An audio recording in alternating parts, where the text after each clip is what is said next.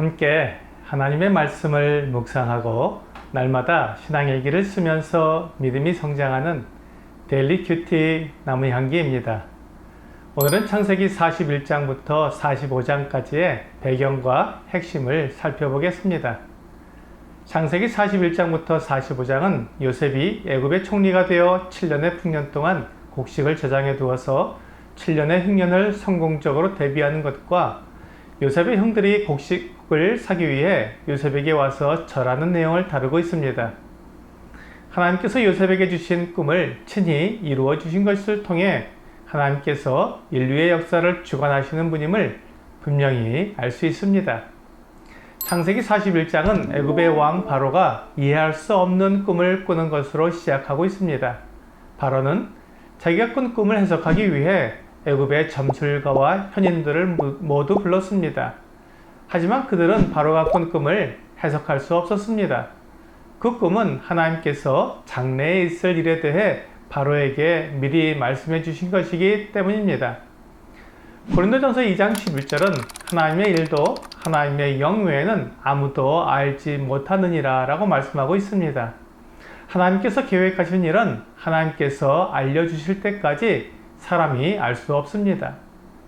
바로 그때 술 맡은 관원장이 바로에게 2년 전에 옥에 갇혔을 때 자신과 떡 굽는 관원장의 꿈을 정확히 해석해준 요셉이라는 청년이 있다고 말했습니다. 바로는 요셉을 불러서 그에게 꿈을 풀 수 있는 능력이 있는 게 사실인지 물었습니다. 요셉은 자신의 능력이 아니라 하나님께서 대답해 주실 것이라고 말했습니다. 요셉은 자신을 자랑하거나 높이는 것이 아니라 하나님이 모든 일의 주관자이심을 나타낸 것입니다. 요셉은 바로의 꿈의 내용을 듣자 그 꿈이 하나님께서 바로에게 주신 것이며 비슷한 꿈을 2번 꾼 것은 하나님께서 그 내용을 확실히 말씀하시려고 반복한 것이라고 말했습니다. 앞에 놓은 7 좋은 암소는 7년간의 풍년을 말하는 것이며 뒤에 나온 7 파리한 암소는 7년간의 흉년을 말하는 것인데 흉년이 얼마나 심한지 7년간의 풍년을 기억할 수 없을 정도라고 정확히 해석해 주었습니다. 요셉은 하나님께서 앞으로 될 일을 알게 하셨으니 풍년 때 곡식을 저장해 두어 흉년을 대비해야 한다고 말했습니다. 바로는 그 자리에서 요셉을 총리로 세워 7년의 풍년과 7년의 흉년을 대비하게 했습니다. 총리가 된 요셉은 풍년 동안 애굽 전역에서 곡식을 셀 수 없을 만큼 저장해 두었습니다. 그리고 7년의 풍년이 끝나자 하나님이 알려주신 대로 흉년이 시작되었습니다. 하나님의 말씀은 1.1획도 땅에 떨어지지 않고 그대로 이루어집니다. 창세기 42장은 요셉의 형들이 곡식을 사러 애굽에 내려와 요셉을 만나는 사건을 말씀하고 있습니다.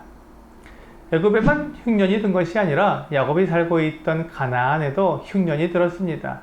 흉년으로 인해 야곱의 집에 곡식이 다 떨어졌습니다. 그때 야곱이 애굽에 곡식이 있다는 말을 듣고는 요셉의 형들을 애굽으로 보내 곡식을 사오게 했습니다. 형들이 애굽에 도착해서 곡식을 사기 위해 총리를 만났을 때 그들은 당연히 요셉을 알아보지 못했습니다. 하지만 요셉은 형들을 알아보고는 그들을 정탐꾼이라고 말하며 사흘간 옥에 가두어 두었습니다. 요셉은 형들이 자기에게 절하는 꿈을 기억하고 있었습니다.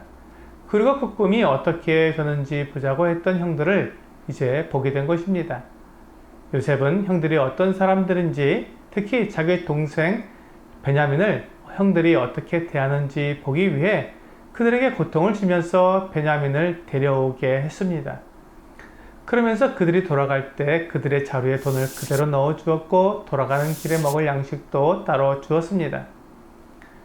요셉은 형들을 사랑했고 아버지 야곱과 동생 베냐민을 사랑했습니다. 그가 죽을 위험을 겪었고 또한 애굽의 종으로 팔려서 고생을 하고 옥에 갇히기도 했지만 가족에 대한 그의 사랑은 변하지 않았습니다. 다만 형들이 자기를 괴롭힌 것처럼 베냐민도 괴롭히고 있는지 알아보고 싶었던 것입니다. 형들은 지금 정탐꾼의 누명을 쓰고 옥에 갇히면서 자신들이 요셉을 판 것을 후회했습니다.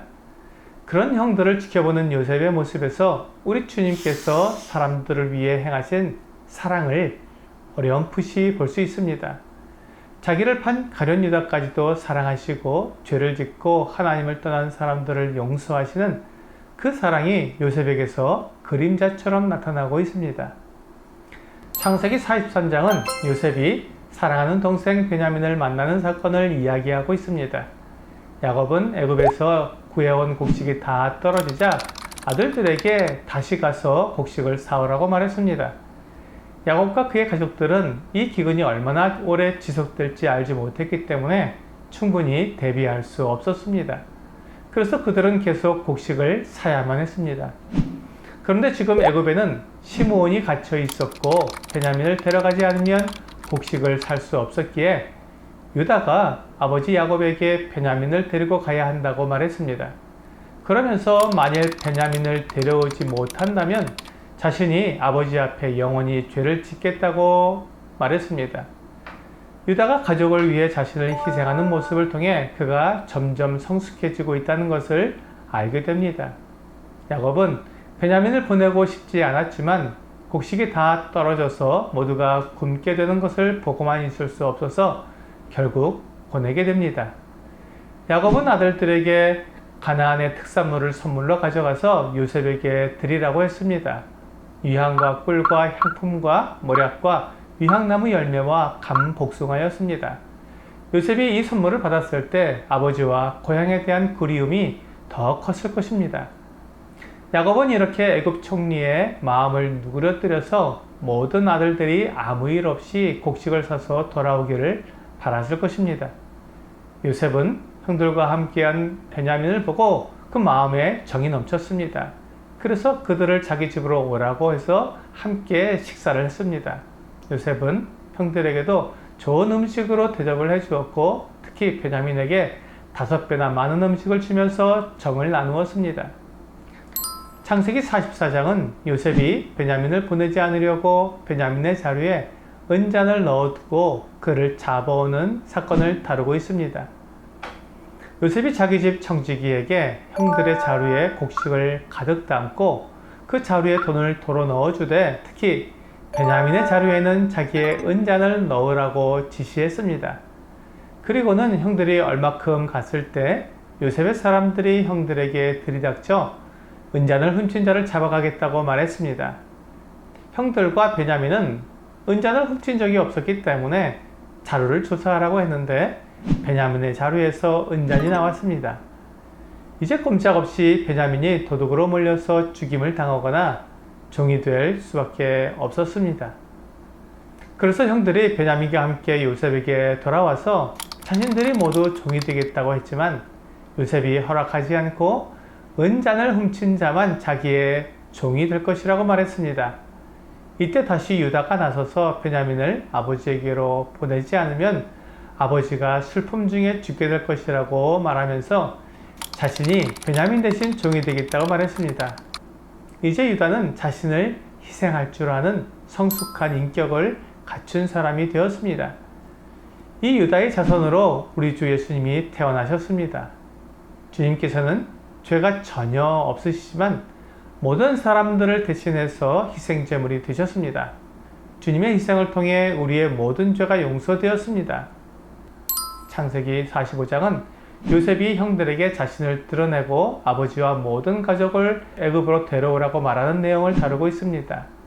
요셉은 형들이 베냐민과 아버지를 생각하는 모습을 보고는 더 이상 자신을 숨길 수가 없었습니다. 형들의 변화된 모습에 요셉의 마음이 눈처럼 녹았던 것입니다. 요셉은 큰 소리로 울면서 형들에게 자신을 드러냈습니다. 그는 5절에서 당신들이 나를 이곳에 팔았다고 해서 근심하지 마소서, 한탄하지 마소서.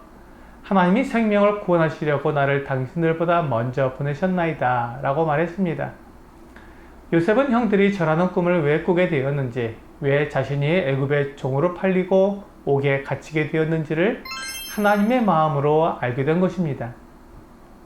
요셉은 하나님의 뜻을 분명히 알게 되었기 때문에 그에게 일어난 일들에 대해 원망이나 분노를 가지지 않게 된 것입니다. 이제 요셉은 하나님께서 계획하신 대로 가나안에 있는 자기 가족들을 애굽으로 내려오게 합니다. 요셉은 흉년이 아직 5년이나 남았기 때문에 온 가족이 애굽으로 내려와야 한다고 말해 주었습니다. 형들이 아버지 야곱에게 돌아가서 요셉이 살아서 애굽의 총리가 되어 있다고 말하면서 애굽으로 내려가자고 말했습니다. 야곱은 20년이 넘도록 죽은 줄 알고 있었던 요셉이 살아있다는 말을 듣고는 믿을 수가 없었지만 요셉이 보낸 수레를 보고는 이제 요셉을 볼 수 있다니 만족하다고 말을 했습니다. 창세기 41장부터 45장에서 배우게 되는 것은 우리가 하나님의 뜻을 알게 되면 하나님께서 선하신 분이라는 것과 지금 내가 겪고 있는 억울한 일들이 가장 최선에 이를 수 있다는 것을 알게 되어 모든 원망과 불평을 그치게 된다는 것입니다. 하나님이 나를 사랑하시고 나에게 최고의 뜻을 가지고 계시다는 것을 알게 되면 우리 주위에 있는 사람들을 진정으로 사랑할 수 있게 됩니다. 하나님은 언제나 우리에게 최고의 것을 주시는 선하신 하나님이십니다.